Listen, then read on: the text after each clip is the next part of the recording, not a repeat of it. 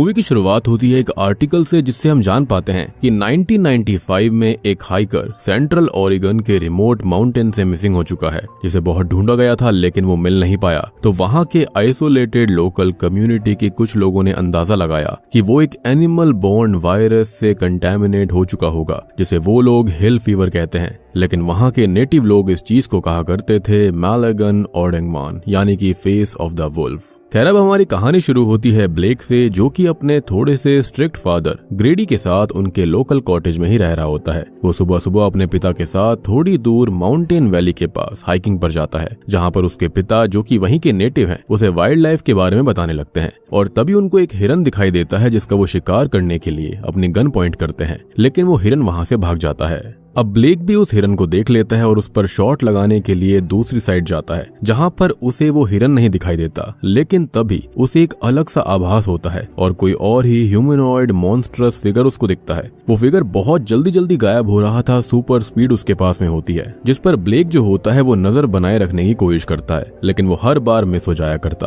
तभी अब तक उसके पिता वहां पर आकर उसको डांटने लगते हैं। अब वो दोनों बात कर ही रहे थे कि तभी उन्हें कुछ आवाज सुनाई देती है और पास में ही उनको किसी की प्रेजेंस भी फील होती है, जिससे बचकर वो पास में ही बने हुए एक ट्री हाउस में छिप जाते हैं। लेकिन ये शैडोई फिगर वहां पर भी आ जाती है, जो कि किसी जानवर की तरह गुर्रा रही होती है, दहाड़ रही होती है और धीरे धीरे ट्री हाउस के ऊपर भी आने लगती है। अब ग्रेडी अपनी गन वहीं पर पॉइंट करके बैठ जाता है और एक वक्त पर उसे उस जानवर की बॉडी से निकली हुई भाप तक दिखने लगती है, जो कि बहुत ही अजीब चीज थी। वो जानवर पीछे साइड चला जाता है और हमला करने ही वाला होता है, लेकिन तब तक वहां पर कोई और जानवर आ गया था, जो कि वही हिरन होता है जिसका ये लोग शिकार करने वाले थे। तो वो उस पर हमला करके वहां से निकल जाता है। अब ग्रेडी ये देखता है कि उस जानवर ने उस हिरन को चीर फाड़ कर रख दिया था जिसका वो शिकार करने वाले थे, और वो उसकी एक झलक देखकर ही पसीना पसीना हो जाता है, यानी कि उसको इतनी बुरी तरह से मारा गया था। और तभी ग्रेडी का बेटा ब्लेक उससे पूछता है कि आखिर वो था क्या, तो वो बताता है कि वो बस एक भालू था।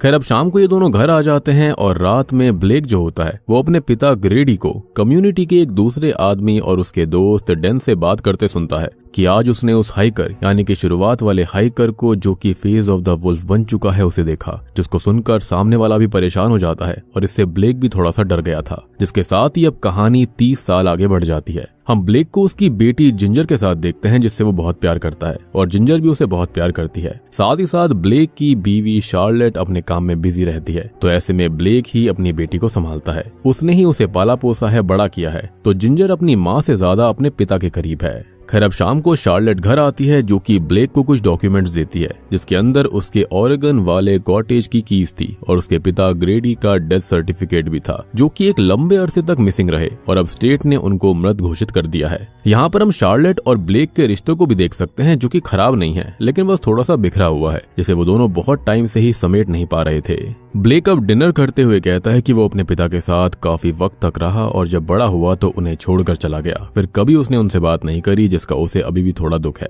अब अगले दिन वो शार्लेट के ऑफिस आकर उसको लंच देता है और उससे बात करता है कि उनको अपना रिश्ता समेटना होगा, क्योंकि उसे एहसास हो चुका है कि उसकी बीवी और बेटी ही उसकी जिंदगी है और फैमिली भी है। अब वो आगे ये कहता है कि वो अपने पिता के कॉटेज जाएंगे, जहां पर वो समर टाइम बिताएंगे। साथ ही साथ वो उनको बहुत अच्छे नजारे दिखाएगा, जो कि वो बचपन में देखा करता था, और ऐसे ही करके वो आपस के रिश्ते को ठीक कर लेंगे। साथ ही साथ शार्लेट जिंजर के साथ रहकर अपने मदरली बॉन्ड को भी स्ट्रॉन्ग कर सकती है, जिस पर वो मान जाती है, क्योंकि वो खुद दिल से यही चाहती थी। अब अगले दिन वो लोग मस्ती मजाक करते हुए जंगलों तक पहुंच जाते हैं, लेकिन उन्हें कॉटेज तक जाने का रास्ता नहीं मिल रहा होता। तभी पास के एक ट्री हाउस पर उन्हें एक आदमी दिखाई देता है, जिससे ब्लेक बात करने लगता है, और वो आदमी बताता है कि वो ब्लेक को जानता है, क्योंकि वो खुद डेन का बेटा डेरेक है। वो दोनों ही थोड़ी बहुत बात करते हैं, जहां पर डेरेक बताता है कि ग्रेडी वाला रास्ता बंद कर दिया गया है और वो उसे दूसरा रास्ता दिखाता है उसके घर तक जाने का, यानी कि कॉटेज तक जाने का। वो उनके ट्रक में बैठ जाता है और यहाँ पर शार्लेट थोड़ी सी डरी हुई थी, क्योंकि डेरेक के पास गन होती है। वो अनजान होता है, लेकिन ब्लेक उसे लाइट अप करता है, एज यहाँ पर ऐसा होना आम बात है। खैर, अब ये लोग आगे जाते हैं और कॉटेज तक पहुंच भी जाते हैं, लेकिन बीच रास्ते में ब्लेक को वही ह्यूमनॉइड फिगर जैसा जानवर दिखाई दिया था, जिससे कि वो घबरा जाता है और ट्रक डिसबैलेंस होकर जंगलों की गहराई में घुस जाता है। ट्रक पलट चुका था, जिससे कि डेरेक बाहर गिर जाता है और ब्लेक, शार्लेट और जिंजर को ट्रक के ऊपर साइड भेज देता है।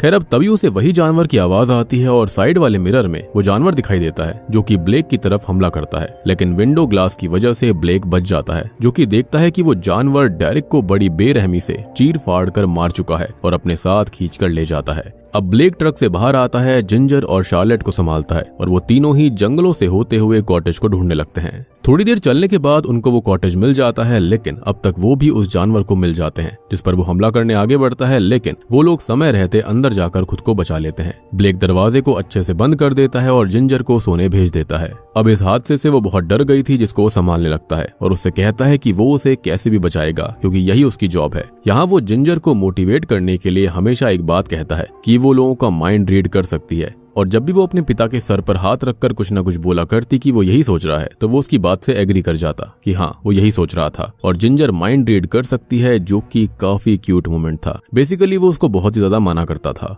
खैर अपनी बेटी को सुलाने के बाद वो बाहर आता है, जिससे शार्लेट पूछती है कि वो क्या था, जिस पर वो कहता है कि उसे नहीं पता वो क्या था, बस उसको लगता है कि वो कोई जानवर है, लेकिन उसने अपनी आंखों से उसे 2 पैरों पर खड़े हुए देखा था। वो बेसमेंट में जाता है जहां से वो जनरेटर को ऑन करता है, तो यहाँ पर लाइट्स आ जाती है और तभी वो अपने पिता ग्रेडी के रेडियो से हेल्प मैसेज भेजने की कोशिश करने लगता है। अब अचानक से ही ब्लेक को काफी भूख लग रही होती है, जिसके चलते वो आसपास देखता है तो वहां पर कुछ खाने का सामान था, जिसे वो खाने लगता है, लेकिन इससे होता यह है कि उसका एक दांत टूट गया था, जिसको शार्लेट फर्स्ट एड देती है और तभी उसकी नजर ब्लेक के घाव पर पड़ती है, जो कि एक बड़ा सा कट था, जिसके बारे में वो बताता है कि ये विंडो ग्लास लग गया होगा, लेकिन वो कहती है कि उसे ये ग्लास कट जैसा बिल्कुल भी नहीं लग रहा। अब थोड़ी देर के बाद में शार्लेट तो सोने चली जाती है और जो ब्लेक होता है वो दरवाजे पर कीलों को ठोकने लगता है, लेकिन होता यह है कि गलती से जो हथौड़ा होता है वो उसको ही लग जाता है, लेकिन उसको एक बहुत बड़ा शॉक लगता है कि उसे दर्द नहीं हो रहा था। ऐसा लग रहा था कि उसके अंदर सुपर स्ट्रेंथ आ गई हो। अब वो किचन में पानी पीने जाता है, लेकिन तभी उसे दूसरे रूम के अंदर किसी के चलने की आवाज आ रही थी, जिसको वो चेक करने जाता है, लेकिन वहां पर सिर्फ एक मकड़ी होती है जो कि क्लोजेट के अंदर घूम रही थी। लेकिन उसके सुनने की शक्ति इतनी ज्यादा एडवांस कैसे हो गई कि वो स्पाइडर के चलने तक को भी सुन पा रहा था। खैर अब वो बाहर आता है तो उसे फिर से किसी के चलने की आवाज आती है और वहां पर वही जानवर दिखाई देता है, जो कि डॉग होल से उसका पैर पकड़ लेता है। लेकिन शार्लेट अब हैमर से उस जानवर के हाथ को मारने लगती है, तो वो ब्लेक के पैर को छोड़कर चला जाता है और अब तक ब्लेक की हालत बहुत खराब होने लगी थी। उसे वॉमिट आने लगती है, चक्कर आने लगते हैं और वो बेहोश हो जाता है। थोड़ी देर के बाद में वो जागता है तो शार्लेट को रेडियो पे हेल्प मांगता देखता है, जहां पर वो कह रही थी कि उसके हस्बैंड बीमार हैं, जो कि उसे भी नहीं मालूम है, शायद वो इन्फेक्टेड हो चुके हैं और थोड़े थोड़े बदल रहे हैं। उसे देखकर वो थोड़ी परेशान होने लगती है और वो उससे कुछ बोलता है, लेकिन उसके जो शब्द होते हैं वो टूटने लगते हैं और शार्लेट उसका चेहरा देखकर डर जाती है, क्योंकि वो काफी हद तक बदल गया था, जिससे कि वो बहुत ही ज्यादा परेशान होने लगती है और वो अपना होश खोने लगता है, जो कि खड़े खड़े सुसु तक कर देता है। यह संभालते हुए वो अपने रूम में लेकर जाती है। वहां पर वो अपने बाल देखता है, जो कि अब झड़ने लगे थे। साथ ही साथ वो अपनी ह्यूमन एबिलिटीज को खोने लगा था। उसका विजन जो होता है वो भी बदल चुका था। वो शार्लेट को और आसपास की चीजों को बिल्कुल अलग तरह से देखने लगता है और वह शार्लेट को पेपर पर लिखकर बताता है कि वो मर रहा है, जिसे वो समझाने लगती है, लेकिन अब तक वो अपने सुनने की शक्ति भी खो चुका था। तभी उसकी बेटी जिंजर आ जाती है और वो उसका हाथ नोटिस करती है, जिससे बहुत सारा खून आ रहा था और शार्लेट ड्रेसिंग करने हाथ देखती है तो वो सड़ चुका था। सारी हड्डियां नस ऊपर दिखने लगी थी, जिससे उसकी हालत और खराब हो जाती है और अब वो एग्रेसिवली अपने हाथ को ही चबाने लगता है। शार्लेट इससे बहुत दुखी और परेशान हो गई थी, जो कि बाहर ग्रेडी की कार को देखती है और चाबियों को ढूंढकर सबको कार से लेकर यहाँ से जाने लगती है। लेकिन अब तक वो जानवर वहां पर आ चुका था, जो कि उन पर हमला करता है, तो वो लोग जाकर नर्सरी के ऊपर बैठ जाते हैं। अब वो जानवर नीचे से हमला करता है और वो जिंजर को ना पकड़ ले, जिसके चलते ब्लेक उसे पीछे डोर पर ले जाता है। अब बहुत देर तक उन दोनों के लड़ने, गुर्राने की, दहाड़ने की आवाजें आती रहती हैं। अब थोड़ी देर के बाद में ब्लेक घर आता है, जो कि अब थोड़ा और बदल गया था और जिंजर उसके पास आकर उसके सर पर हाथ रखकर कहती है कि वो उससे बहुत प्यार करती है और वो उसका दिमाग पढ़ पा रही है कि उसके पिता भी उससे बहुत प्यार करते हैं। तभी ब्लेक वॉमिट करने लगता है तो बहुत सारा खून और उस जानवर की उंगली बाहर आती है।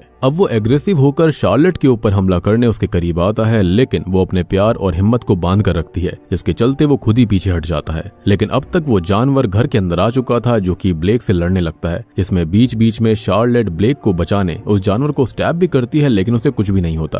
अब वो शार्लेट और जिंजर को मारने उसकी ओर आता है, लेकिन ब्लेक बीच में खड़ा हो जाता है। वो बोल नहीं सकता था, लेकिन उसकी आंखें साफ बता रही थी कि वो जानवर उसके परिवार को छू नहीं सकता। वो दोनों लड़ने लगते हैं और लड़ते लड़ते ब्लेक उस जानवर का गला चीर कर उसे जान से मार देता है। और अब तभी उसकी नजर उस जानवर के हाथ पर पड़ती है जिसके ऊपर उसका ही टैटू बना हुआ था, और ये जानवर कोई और नहीं बल्कि शॉकिंगली ब्लेक के पिता ग्रेडी थे। जी हाँ, यानी कि वो मरे नहीं थे बल्कि इस अजीब से जानवर में बदल चुके थे। ब्लेक अब बाहर चला जाता है और जिंजर शार्लेट से पूछती है कि ब्लेक को क्या हुआ है, तो वो ये कहती है कि उसके ग्रैंडफादर मतलब कि ग्रेडी एक दिन शिकार करते हुए गायब हो गए थे और सबने सोचा कि वो मारे गए, लेकिन असल में वो बीमार हो गए थे जैसा अभी ब्लेक हो चुका है, और उन्होंने ही ब्लेक को इन्फेक्ट करके ऐसा बना दिया है। अब तभी जिंजर ये कहती है कि उसके पिता उसे पहले जैसे चाहिए, जिसे शार्लेट संभालने लगती है, समझाने लगती है कि वो उसके साथ है, वो सब कुछ ठीक कर देगी। अब हम ब्लेक को देखते हैं जो कि पूरी तरह से ट्रांसफॉर्म होकर उस जानवर में बदल गया था, और यही चीज है the face of the wolf, या फिर मूवी के हिसाब से कहें तो वुल्फमैन। यानी कि इन जंगलों में ये अजीब सी चीज फैली हुई थी जिसके चलते जो वुल्फमैन होता है, यानी कि ये जो कुछ भी चीज है वो अगर किसी इंसान को खरोच देगी तो उसके अंदर भी एक कर्स आ जाएगा। स्टार्टिंग में जो हाइकर था मेरे ख्याल से उसके अंदर ये वाली चीज आ गई होगी, फिर उसने दूसरे वाले वुल्फमैन को मार दिया और करंट वुल्फमैन वो बन गया, यानी कि शुरुआत में हाइकर गायब हुआ था। अब उसके बाद में शायद ग्रेडी को भी उसने खरोच दिया होगा, जिसके बाद वो ये वुल्फमैन बन गए थे। और अब रिसेंटली जो ट्रक का एक्सीडेंट हुआ था वहां पर शायद से ग्रेडी ने, यानी कि जो करंट वुल्फमैन है, उसने अपने बेटे को यहाँ पर इन्फेक्ट कर दिया। तो अब देखा जाए तो इस जंगल का वुल्फमैन कोई और नहीं बल्कि ब्लेक होता है। अब थोड़ी देर के बाद में वो घर आता है जिससे डर कर शार्लेट और जिंजर भागने लगती हैं, लेकिन वो उनके पास आकर जिंजर को टच करने की कोशिश करता है कि तभी शार्लेट उसे स्टैब करके यहाँ से निकल जाती है। वो लोग अब शेड में आकर छुप जाती हैं जहाँ पर अंधेरा था। अब ये वुल्फमैन भी अंदर आ जाता है जो कि उन्हें तो अंधेरे में देख पाता है लेकिन वो नहीं देख पा रही थी। वो उनके पास आता है तो उसका पैर जो होता है वो एक बियर ट्रैप में फंस जाता है और मौका पाकर ये दोनों वहां से भाग जाती हैं। वो अपना एक पैर उखाड़ कर अलग करके उनके पीछे भागता है और यहाँ पर वो दोनों उस ट्रक के पास आती हैं जहाँ पर उनको डेरिक की कटी फटी लाश मिलती है और शार्लेट उसकी गन ढूंढकर अपने पास रख लेती है ताकि वो अपने पति को ही उससे मार सके। वो लोग अब एक ट्री हाउस में छुप जाती हैं जहाँ पर कभी बचपन में ब्लेक छुपा था और अब वो भी वहां पर आ जाता है जो कि उनके सामने आता है, लेकिन वो हमला नहीं करता। और अब लिटरली जिंजर उसका मन पढ़ लेती है कि वो चाहता है कि ये सब यहीं पर रुक जाए, लेकिन जो शार्लेट होती है वो उसे शूट नहीं कर पाती, तो वो नकली अटैक करता है जिससे शार्लेट उसे शूट कर देती है, जिससे कि फाइनली इस कर्ज के साथ ब्लेक भी अपना दम तोड़ देता है, जिससे कि वो दोनों पूरी तरह टूट जाती हैं। अब वो दोनों यहाँ से जाने लगती हैं और उस जगह तक पहुंच जाती हैं जो कि ब्लेक ने उन्हें दिखाने का वादा किया था, और ये वही सुंदर जगह थी जो कि वो बचपन में भी देखा करता था। और बूम, इसी के साथ में वुल्फमैन मूवी यहीं पर खत्म हो जाती है।